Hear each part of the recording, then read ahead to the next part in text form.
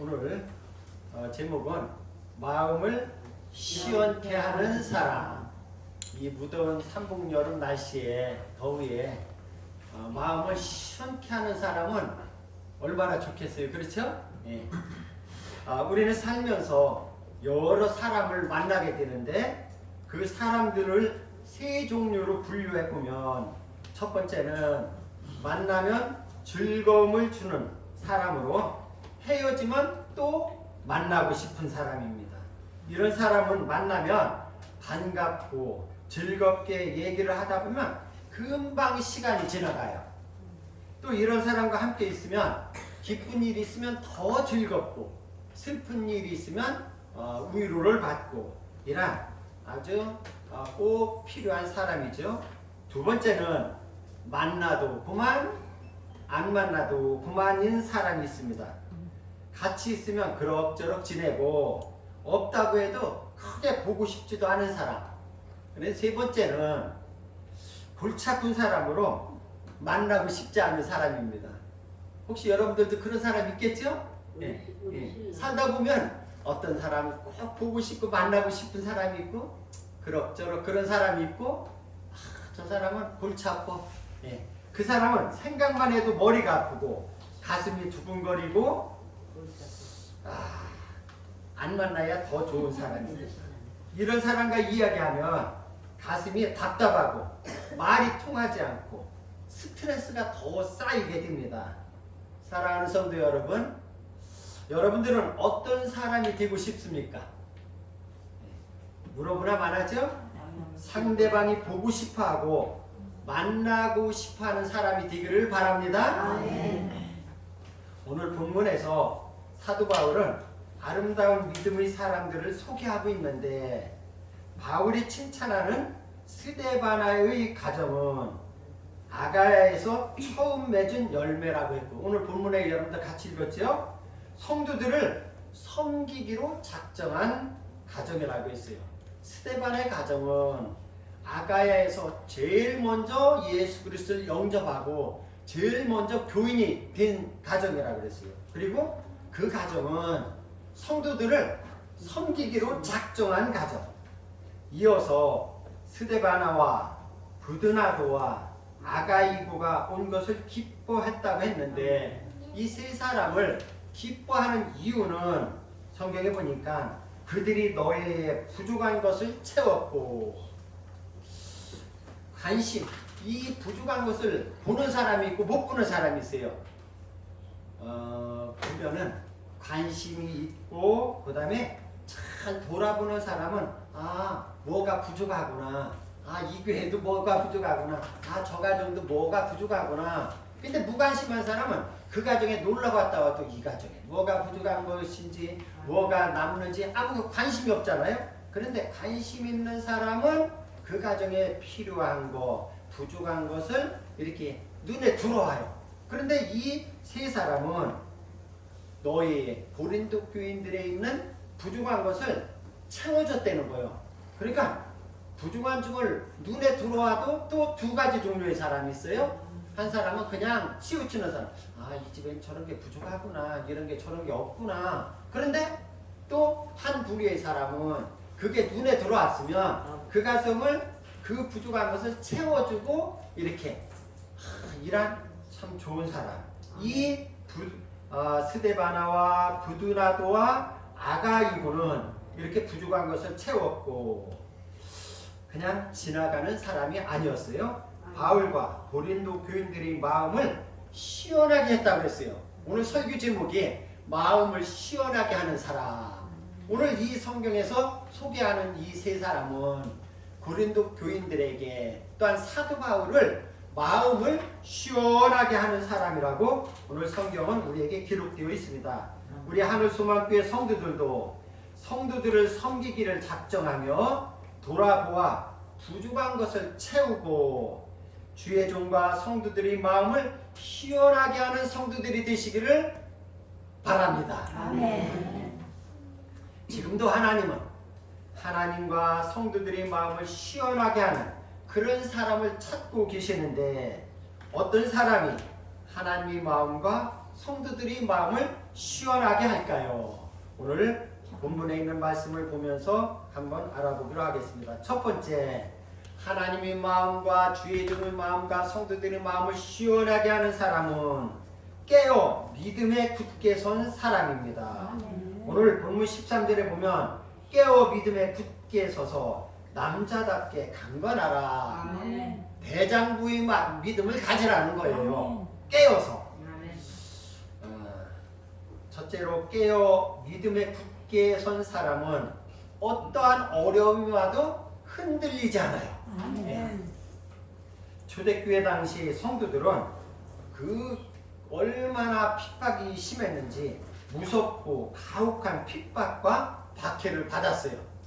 사도행전 7장 마지막쯤에 보면은 스데반이 순교하는 장면이 나와요. 스데반이 순교를 했는데 사도행전 8장 1절 보면은 사울은, 이게 이제 사도 바울이에요. 사울은 그가 죽임당함을 마땅히 여기더라.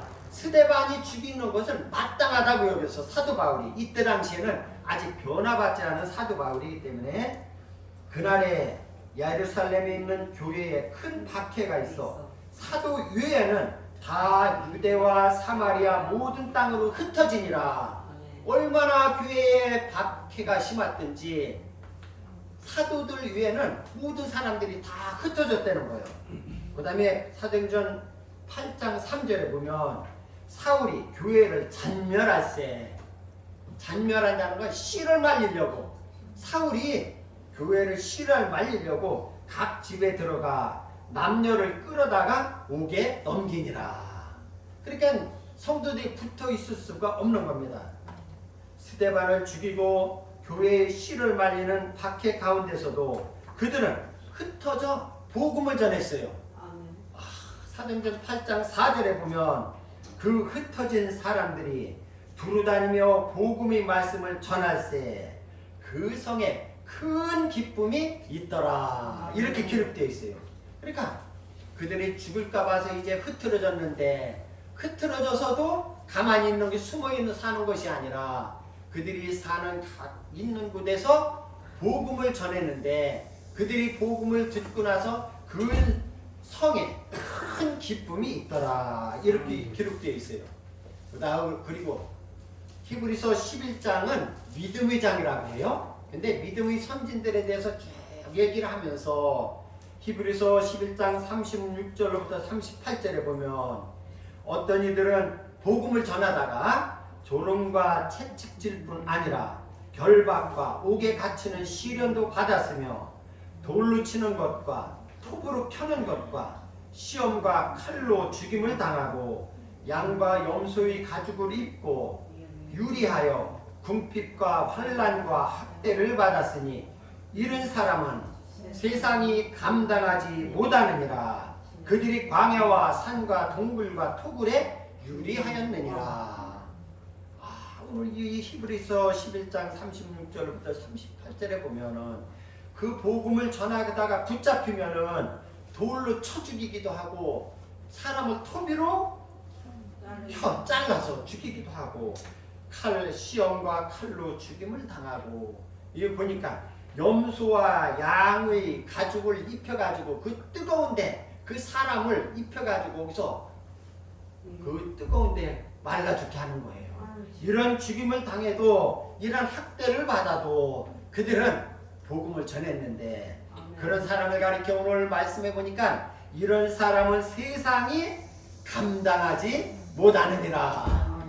죽여도 핍박을 당해도 그 사람들은 가서 복음을 전하는 거예요.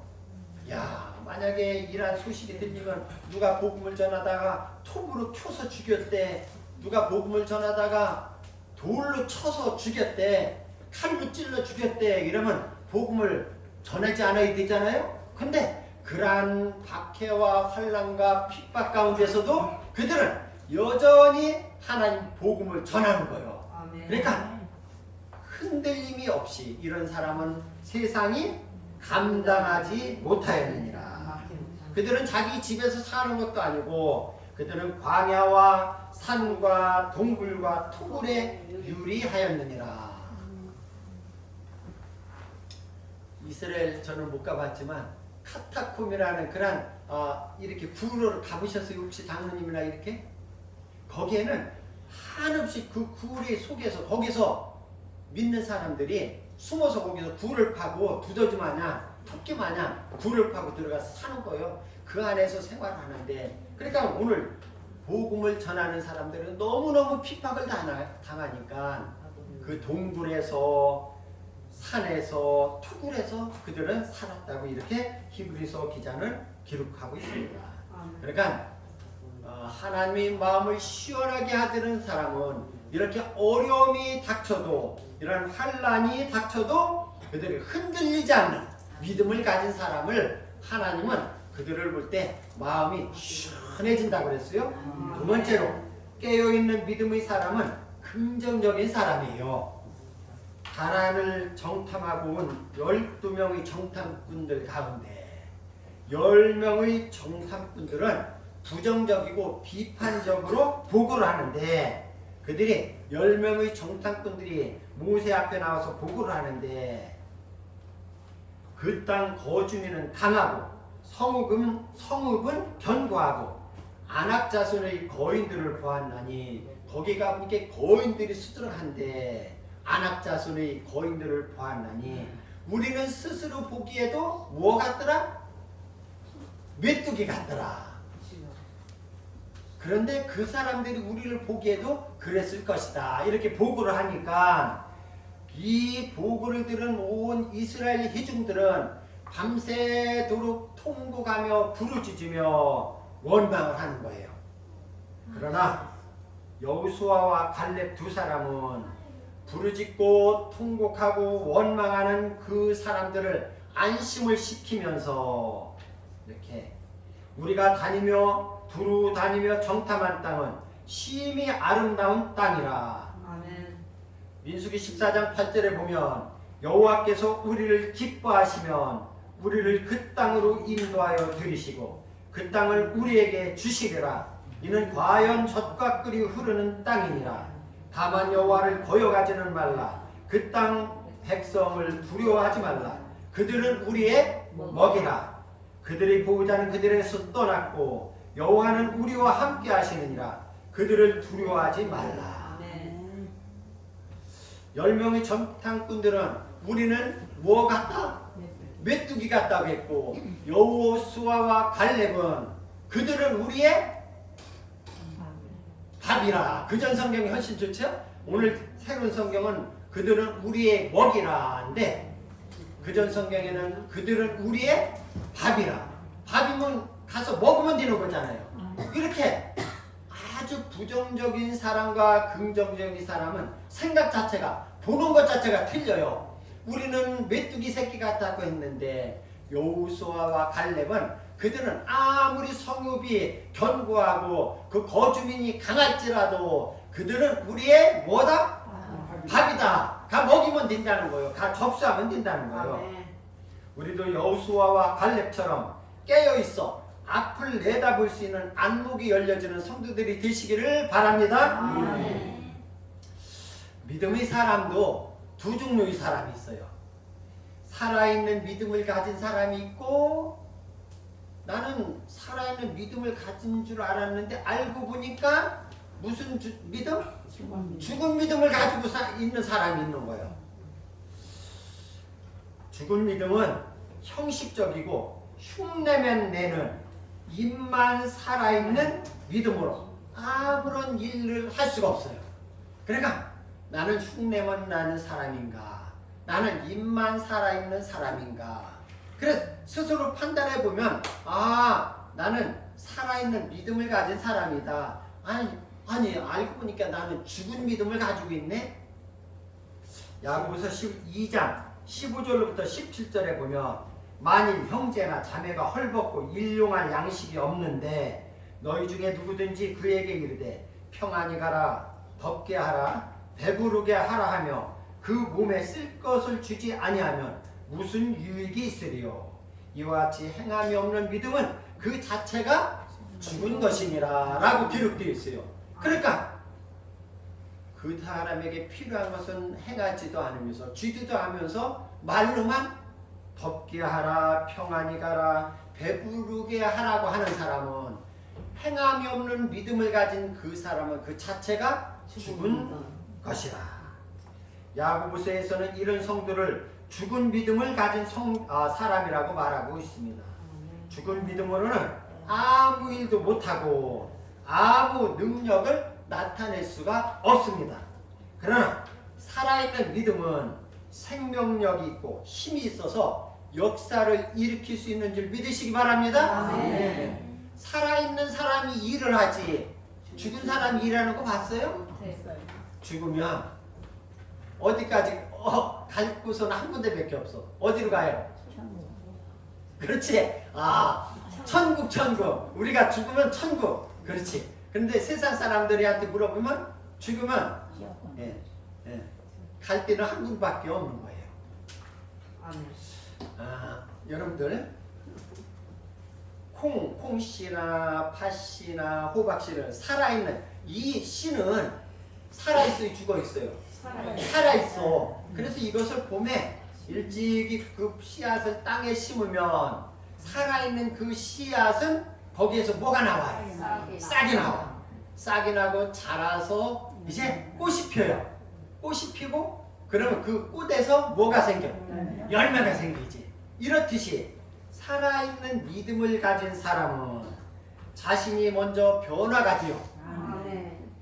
그러니까 내가 살아있는 믿음인가 죽어있는 믿음인가는 판단하는 건 너무 쉬워. 살아있는 믿음을 가진 사람은 예수 그리스도를 마음에 영접하면 먼저 내 자신이 변화가 되는 거예요.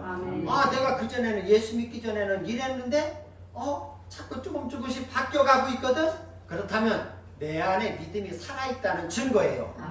그리고 살아있는 믿음을 가진 사람은 공동체에서 이 교회에서 그 가정에서 어떤 단체에서 꼭 필요한 일꾼이 되는 거예요.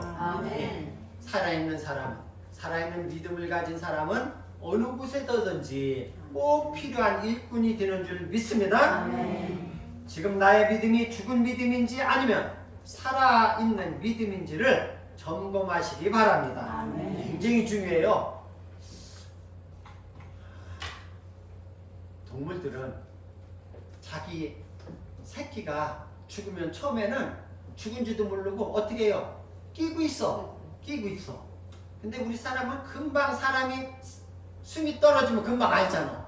그러니까 이 동물처럼 내가 믿음이 죽은 믿음인지도 그게 죽은 믿음인지도 모르고 내가 살아있는 믿음인 줄 알고 그것을 가지고 신앙생활 하면 이런 사람이 능력이 나타날까요?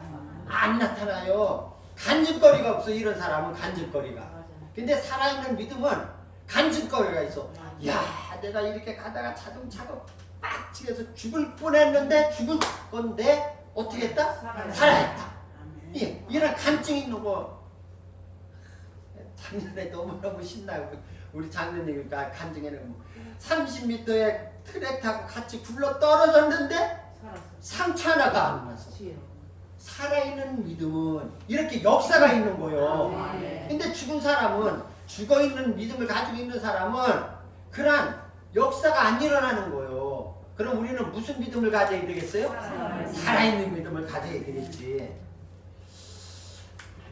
살아있는 믿음을 가진 사람은 반드시 그 삶을 보면은 그 생활하는 것을 보면은 신앙생활 하는 걸 보면은 믿음이 자라고 역사가 일어나고 새로운 일이 자꾸 좋은 일이 생겨지는 거예요. 그런데 때로는 이런 살아있는 믿음을 가지고 있어도 믿음으로 산다고 해도 때로는 어렵고 힘든 일들을 만나게 되는 일이 있어요. 그렇죠? 예수 믿는다고 그런 일 없어지는 게 아니야. 예수를 믿어도 이러한 어려운 일을 당하고 이렇게 힘든 일을 당하게 되는데 우리 주님은 이럴 때에 이런 사람들에게 말씀하고 있어요. 어려운 일을 당하면 낙심하지 마세요. 마가복음 9장 23절에 보면 할 수 있거든이 무슨 말이냐. 믿는 자에게는 능히 하지 못할 일이 없느니라. 그전 성경 외우는 분들은 금방 능치 못할 일이 없느니라. 아멘. 예. 그러니까 믿는 사람들에게는 어떠한 어려움이 닥쳐도 우리가 감당할 수 없는 시험이 닥친다 할지라도 하나님 앞에 기도하면 할 수 있거든이. 무슨 말이냐? 믿는 자에게는 능치 못할 일이 없느니라. 아멘. 주님께 맡기고 믿음으로 나가면 어렵고 힘든 문제도 해결되는 줄 믿으시기 바랍니다. 아멘. 다 함께 시작. 믿음으로 사는 자는 하늘 위로 받겠네. 무슨 일을 만나든지 난사형통하리라. 무슨 일을 만나든지 만사형통하리라. 할렐루야. 살아있는 믿음을 가진 사람은 무슨 일을 만나든지 만사형통하리라. 하나님께서 역사, 그 믿음, 살아있는 믿음으로 말미암아, 역사함으로 말미암아 모든 일들이 형통하게 되는 줄 믿으시기를 바랍니다. 우리가 가진 믿음은 이 세상을 살아가는 최고의 무기이며 축복의 열쇠입니다. 그러니까 우리가 기왕에 믿음 생활하려면 살아있는 믿음을 가지고 내가 열심으로 주님을 섬기면 이것이 최고의 무기요. 그 다음에 축복받는 열쇠예요. 믿음만 있으면 아무리 어렵고 힘든 일이 있어도 승리로 바꿔 나갈 수 있기 때문입니다. 두 번째, 하나님의 마음을 시원하게 하는 사람은 사랑으로 행하는 사람이에요. 오늘 14절에 너의 모든 일을 사랑으로 행하라. 은사 중에 가장 큰 은사가 무슨 은사일까요? 맞았어요. 사랑. 예. 근데 고린도 교인들은 내가 아는 방언이 최고다, 내가 아는 예언이 최고다, 나는 병 고치는 은사를 받았다, 서로 자기가 받은 은사가 최고라고 얘기하는데 오늘 성경은 사랑의 은사가 최고라는 거예요. 고린도전서 13장은 사랑장이라고 하죠. 1절부터 3절에 읽어보면 내가 사람이 방언과 천사의 말을 할지라도 사랑이 없으면 소리나는 구리와 울리는 꽹과리가 되고 내가 예언하는 능력이 있어 모든 비밀과 모든 지식을 알고 또 산을 옮길 만한 모든 믿음이 있을지라도 사랑이 없으면 내가 아무것도 아니요. 내가 내게 있는 모든 것으로 구제하고 또 내 몸을 불사르게 내줄지라도 사랑이 없으면 내게 아무 유익이 없느니라. 사랑이 없는 방언이나 천사의 말은 소리나는 구리와 시끄럽게 울리는 꽹과리 소리와 같다는 거예요. 산을 옮길 만한 믿음, 즉 모든 일을 할 수 있는 그런 능력을 가진 믿음이 갖고 있다 할지라도 사랑이 없으면 아무것도 아니라는 거예요. 그 다음에 가난한 자들을 도와주고 자기 몸을 희생하면서까지 내줄지라도 사랑이 없으면 모든 것이 꽝! 네.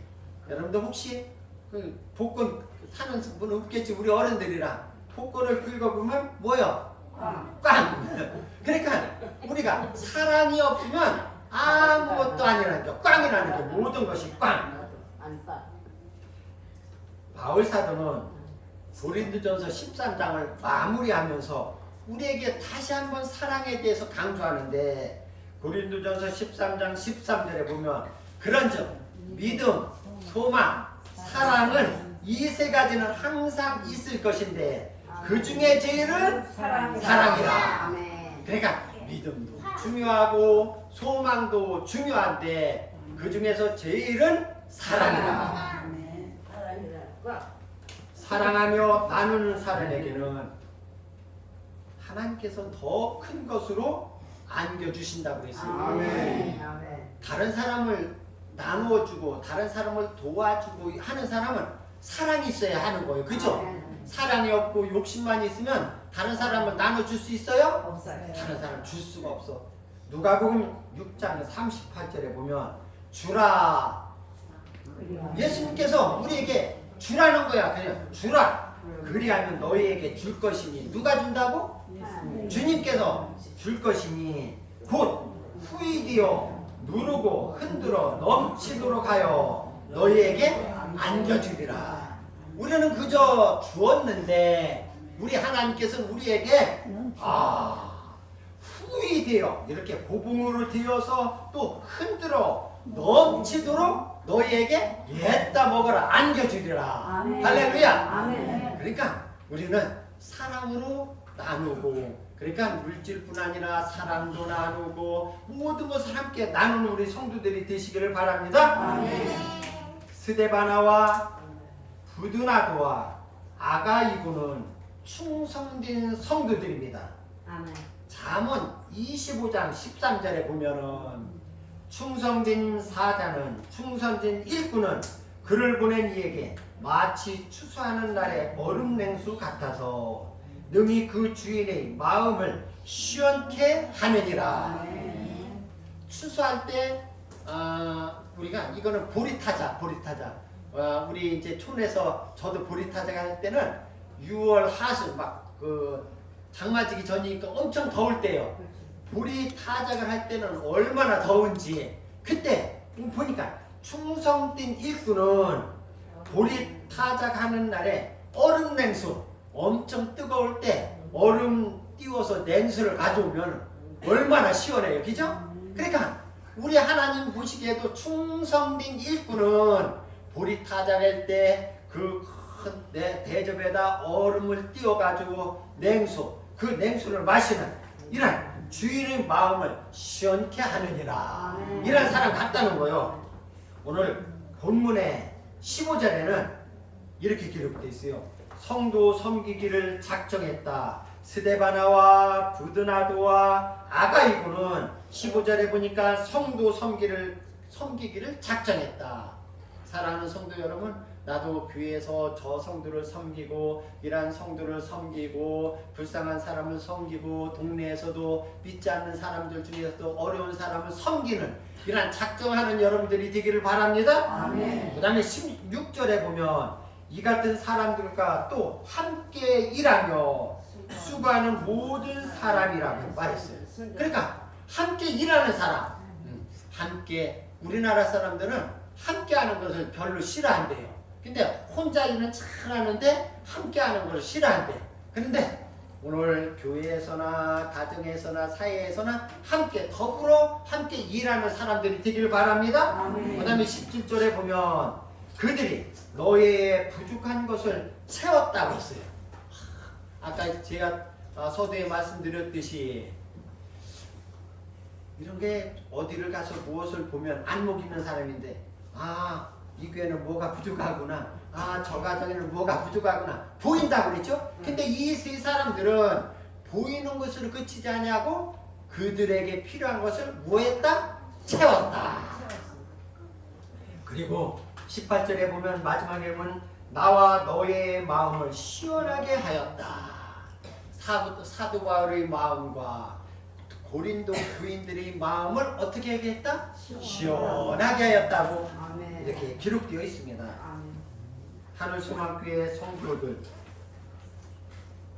섬기기를 잘하고 함께 일하며 부족한 것을 채우는 성도들이 되어서 하나님 마음을 시원하게 하고 성도들의 마음도 시원하게 하는 충성스러운 일꾼들이 되시기를 축원합니다. 기도하겠습니다.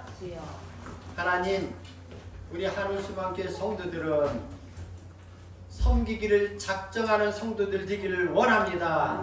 함께 일하기를 원합니다. 또한 부족한 것을 채우며 충성스러운 일꾼들이 되어서 하나님의 마음을 시원케 하며 주의 종과 성도들의 마음을 시원케 하는 성도들이 되시기를 작정하게 하여 주시옵소서. 이러한 성도들이 모든 성들이 다 듣기를 원합니다. 아멘. 예수님 이름으로 기도드려옵나이다. 아멘.